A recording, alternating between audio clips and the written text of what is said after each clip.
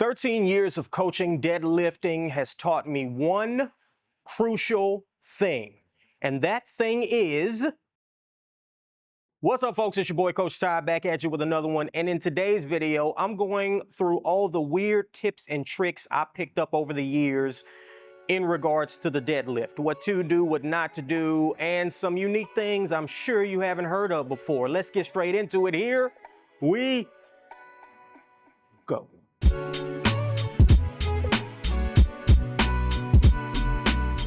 You don't need to deadlift.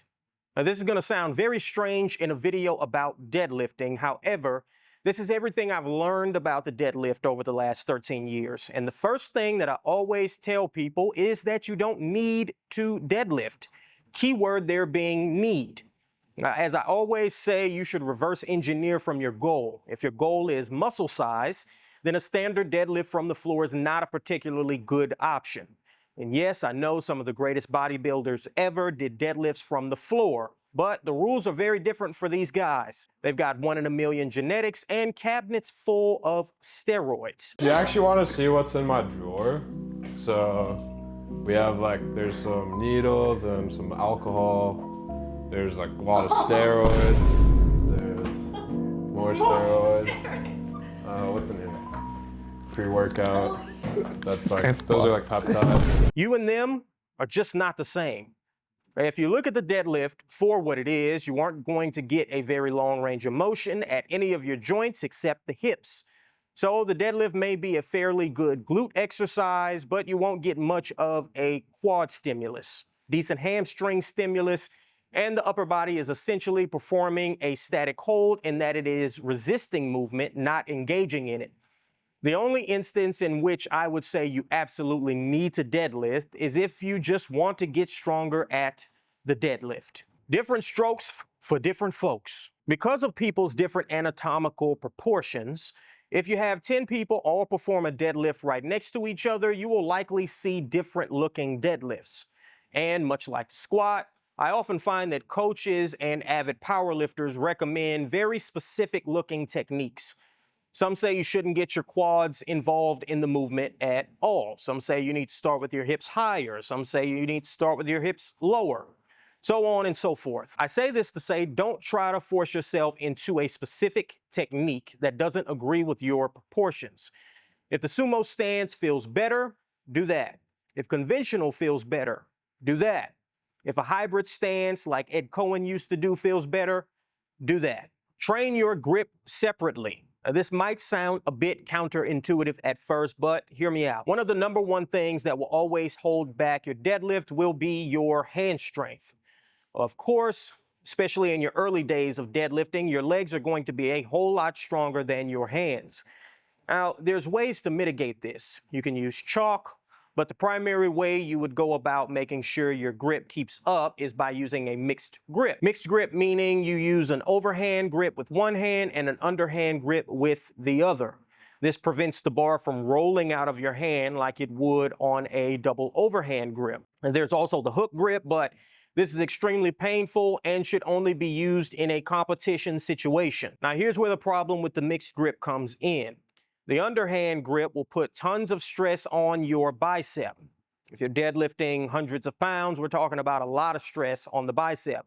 And this is why so many lifters end up with torn biceps when lifting heavy. And if you're deadlifting heavy once a week, like many do, we're trying to get stronger at the deadlift and using a mixed grip every single time, you are asking for it.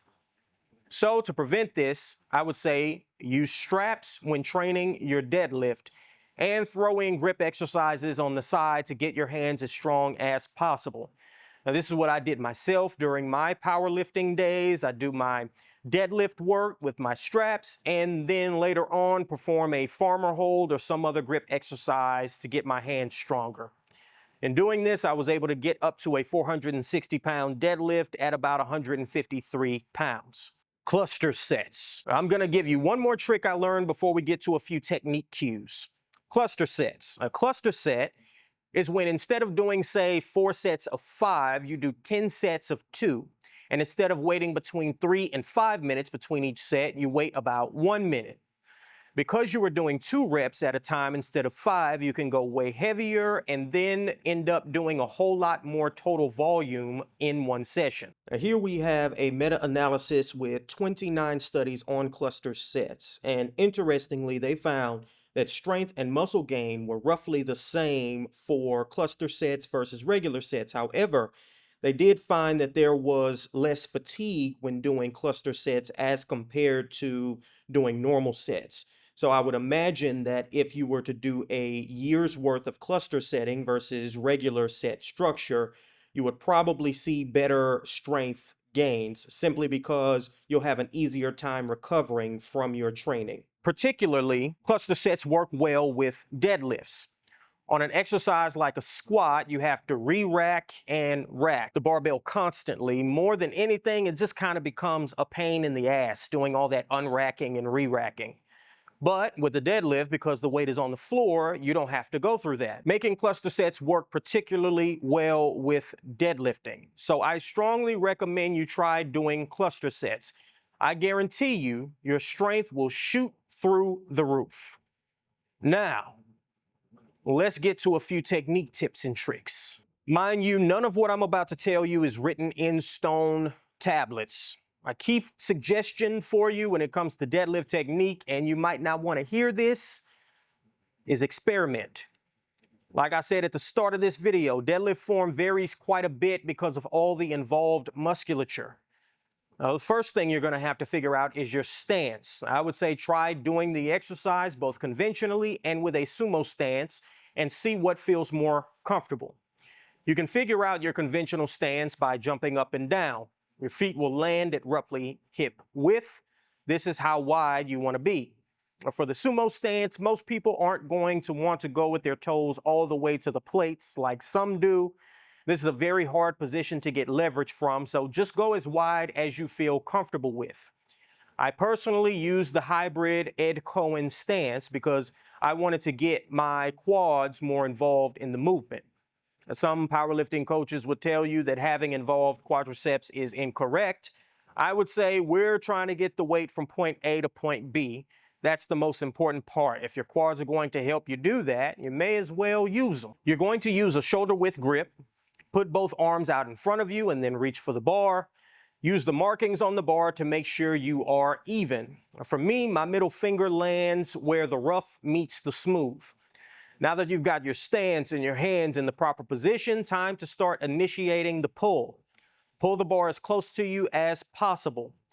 You might have seen people deadlifting with really long socks on. This is because the bar is usually so close that it scrapes against the shins. So to prevent losing skin on their shins, they wear long socks. And you want this. You want the bar so close to you that it is either nearly or is scraping against your shins as you pull. One cue I would give you here is to imagine instead of trying to pull the weight off the floor, you're trying to push the floor away. I'll be completely honest, I'm not exactly sure why this cue seems to help people deadlift better, but it does seem to work. Now make absolute sure you don't round your back. There are some instances where back rounding is fine, but this is most definitely not one of them. You will shift tons of force onto your lumbar spine. And if you slip a disc, that's it. Good night, time for a trip to the emergency room. Once you've stood up straight, you have completed the rep. No need to push your hips all the way through. The eccentric on a deadlift or the lowering is a point of contention. If you're lifting in a commercial gym, they might get a bit pissed off with you if you just drop the weight and make a super loud noise. And this has led to all kinds of confrontations in commercial gyms. The powerlifter does. People who make the argument, if you can't control it on the way down, you can't lift it, are absolutely. You might want to check and see what your gym's rules are on this. I would say when you are lifting hundreds of pounds, it can be pretty hard to set the weight down softly, but it can be done. Now, one more thing, I wanted to add this. I forgot to record this during my initial recording session, so I'm doing it now using a belt and bracing. Now, bracing is extremely important. You want to make sure when you are about to initiate your rep, you take a big breath in and then push your abdomen out. push out. Now you can do this with or without a belt. Either way, I would strongly recommend you do. This is gonna create more intra-abdominal pressure, and that's gonna help you lift more weight more safely. Now, if you are doing it with a belt, I've got my nifty little lever belt here. Oh, I've been gaining weight. Big breath in, again, make sure you guys can see that. Big breath in and see that? Push out against the belt. So when you're initiating your deadlift, you want to breath in, push out, and then pull. Got it? And that's all I got to say about that. That's it for today's video, folks. Please like, comment, subscribe, and share. Check us out in your app store, Muscle Wiki, all one word. I am Coach Ty, and I will see you with the next one. Deuces.